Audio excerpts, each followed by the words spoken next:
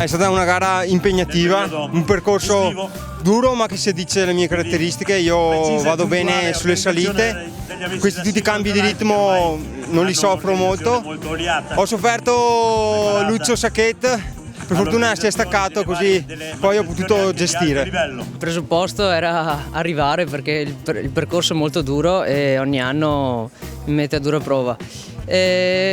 Ho visto che oggi stavo bene, riuscivo a tenere un buon ritmo, e allora ho deciso di stare con il gruppo degli inseguitori. Sapevo di non poter tenere il gruppo di testa, però ho deciso di provare a tenere gli inseguitori e dopo vedere magari se qualcuno rallentava, insomma, guadagnare più posizioni possibili, insomma.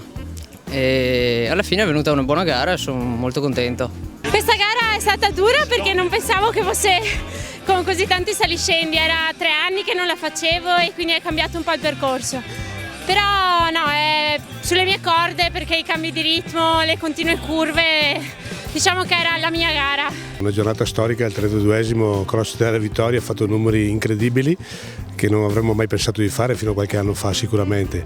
Innanzitutto grazie anche alla bellissima giornata che ci ha favorito, ma soprattutto a questo grande movimento dell'atletica veneta a livello giovanile ma anche a livello amatoriale, che sta esprimendo grandi numeri. Speriamo che i numeri più avanti seguirà anche la qualità, che in questo momento non è proprio che si ecceda. Comunque è una bella manifestazione in sé, con rispetto dei regolamenti, degli orari, e quindi tutto bene, direi, questo 32esimo Cross. Noi ci sentiamo in dovere, facendo parte di una federazione, di anche organizzare delle manifestazioni, perché se nessuno si mette sul campo ad organizzare, gli atleti proprio non so dove vanno a gareggiare. Comunque noi lo facciamo da tanto tempo, ci sono altre società in evento che lo fanno, questa però è una gara un po' particolare perché di fatto è il cross credo più conosciuto nel mondo del Veneto dell'atletica. Io arrivo da Belluno, quindi devo dire bellissima giornata, perché qua c'è anche un'altra temperatura.